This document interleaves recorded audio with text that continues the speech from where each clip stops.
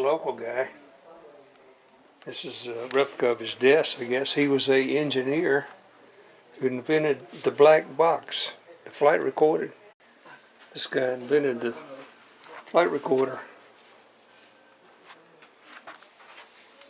And here's the inside of one, in case you ever wondered. And the black box is actually yellow.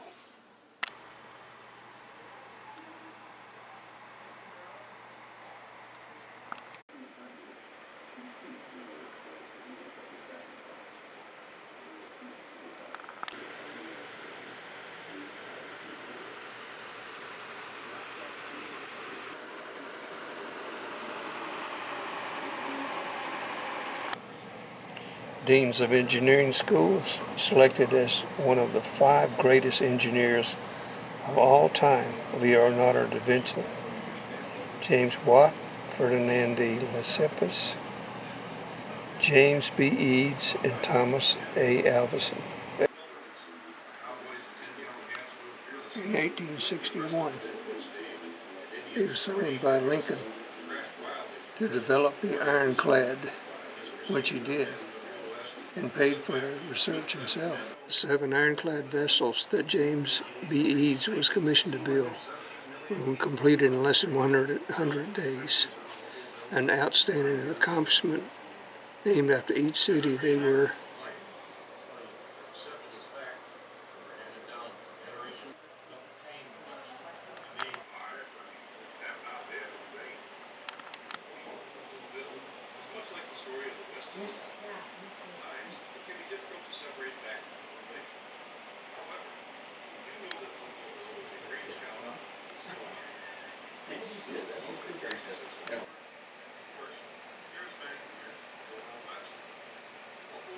Oh, this is funny. Read about the drinking game. Wow, this guy was something. He started out in the salvage business. And here they are salvaging using a whiskey barrel as a diving bell. Many eastern settlers took the Ohio River west to the Mississippi and on to their destinations, such as LeClaire. Some settlers traveled by steamboat, and if they couldn't afford a cabin, slept on the deck. Others used crew boats or rafts, and when they carpenters or blacksmiths.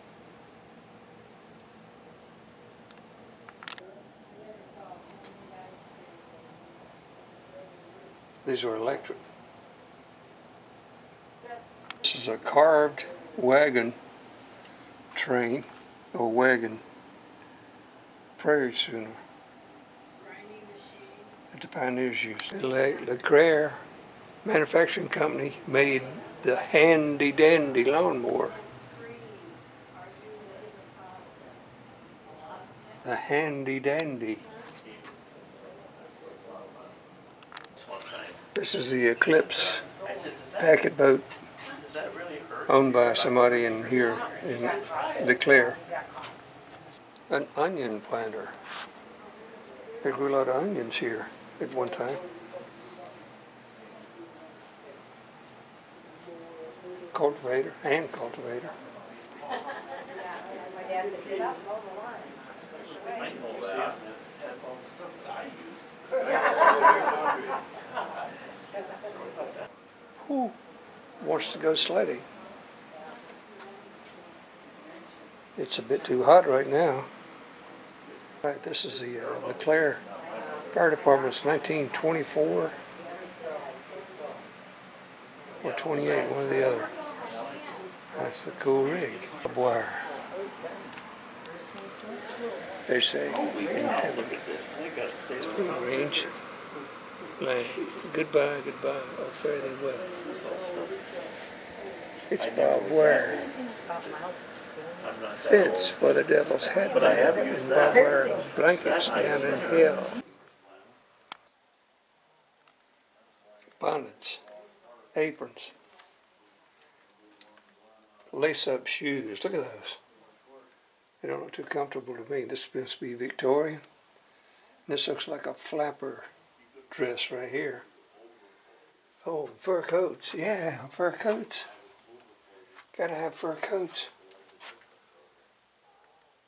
And look at this one. What's it made out of? Horsehair. A horsehair coat.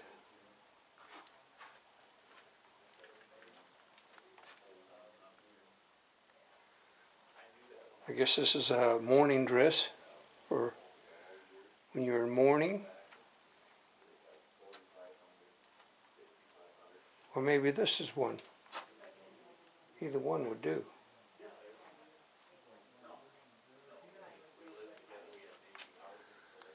Buttons, bonnets, earrings, pins,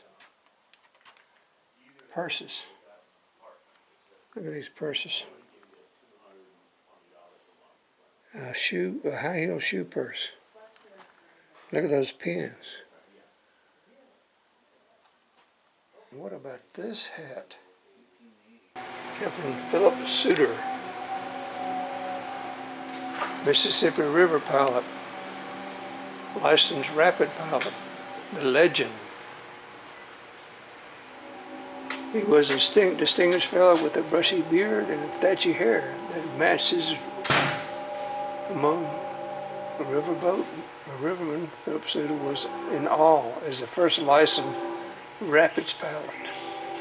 During the season of 1864, the Mississippi River was at its lowest level ever known in history.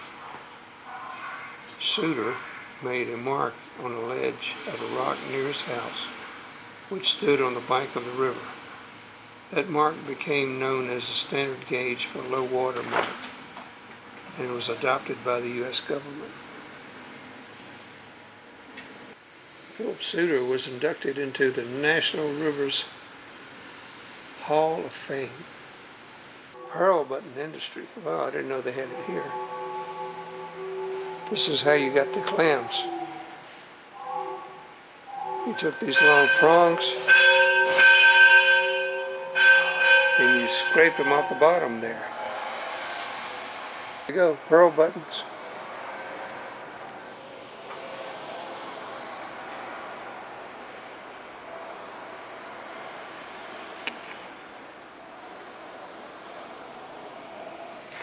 The production of pearl buttons made from clams harvested from the Mississippi River flourished from about 1890 through the first half of the 1900s.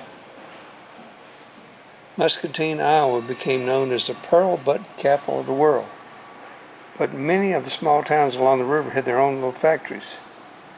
LeClaire was among those, having at least 3 button factories in the area. Huh. So these are some of the tools you use to make them, cut them out. Early bridges across the Mississippi.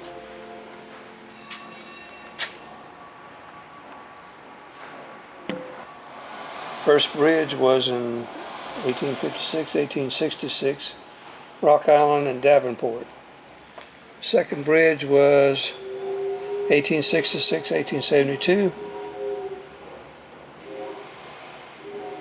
A tornado severely damaged the second bridge.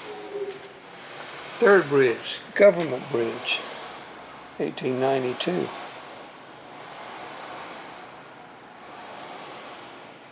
And the current bridge.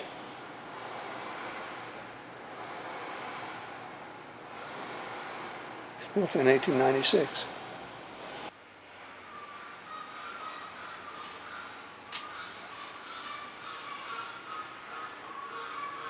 Auger, all kinds of augers, clamps, draw knife, monkey wrench,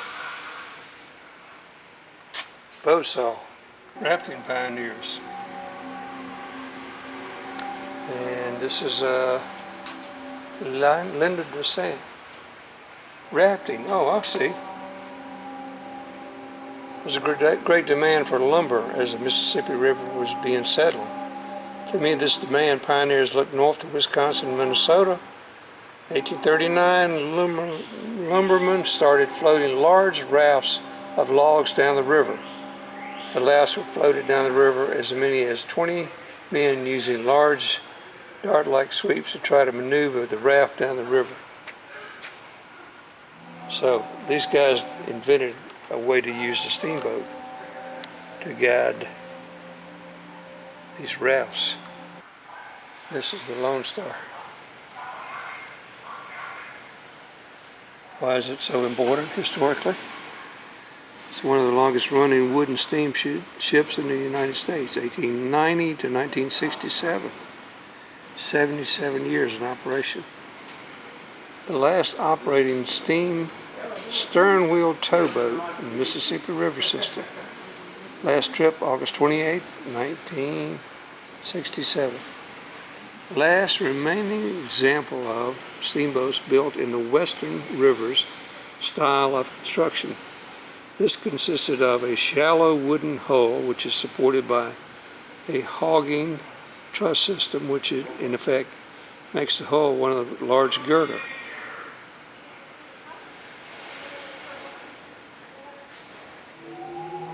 Hogging braces. Oh, I see.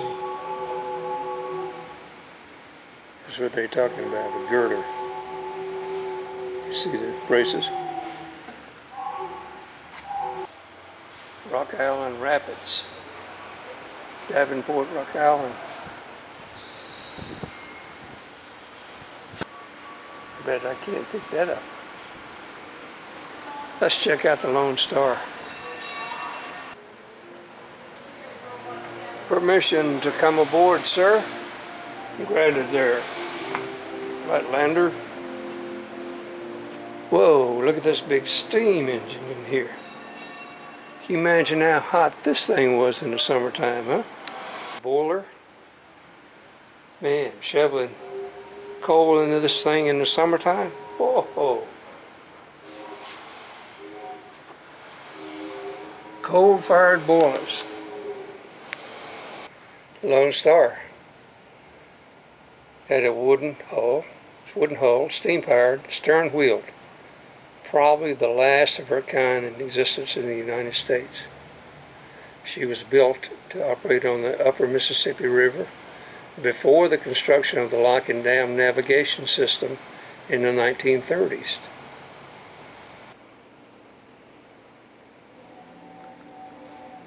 Six hogging posts are in the Lone Star. Here's one of them. Gave it a more rigid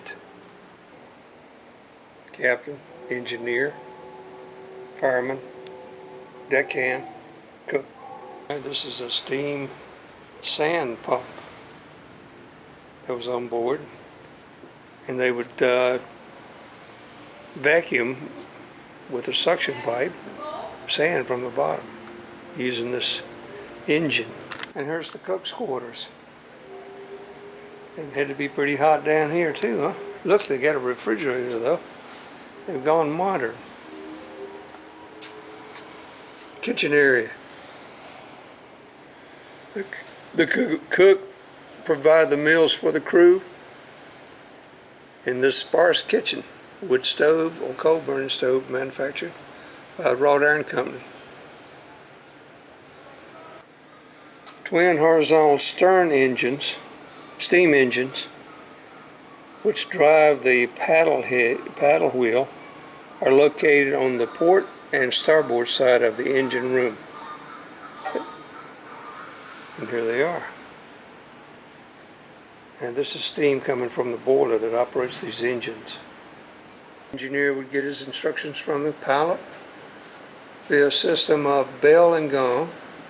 Voice tube was his preset. Port side and starboard side bells were located on the sparrow and gong. There's the bells there.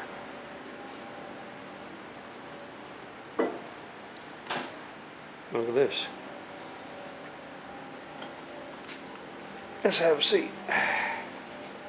Oh, there's a movie here. And here's the port side engine. That would be the left side.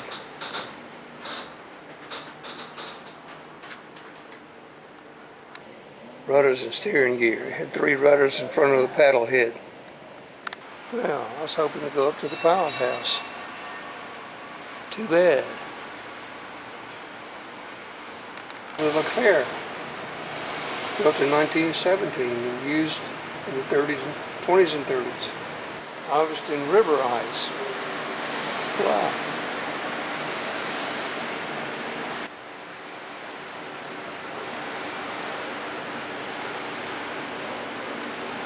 It's a Firestone, 3.5 horsepower. Look at this one.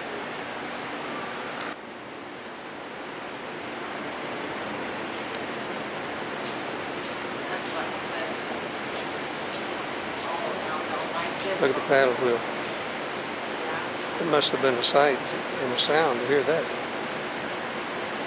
And being wooden, it had to be maintained quite a bit. 1939 Chris Craft utility. Probably made with mahogany.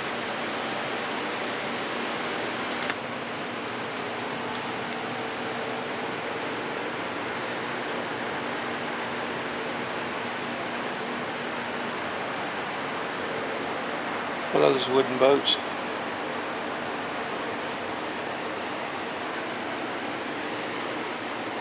Look, it's got a flathead engine in it.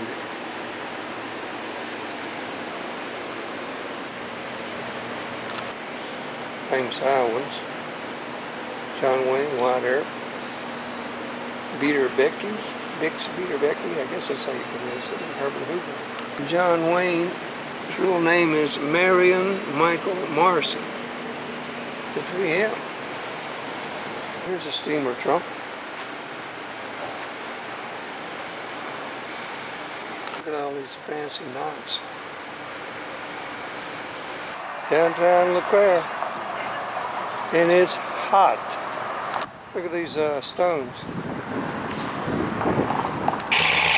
Whoa, whoa, little GPO.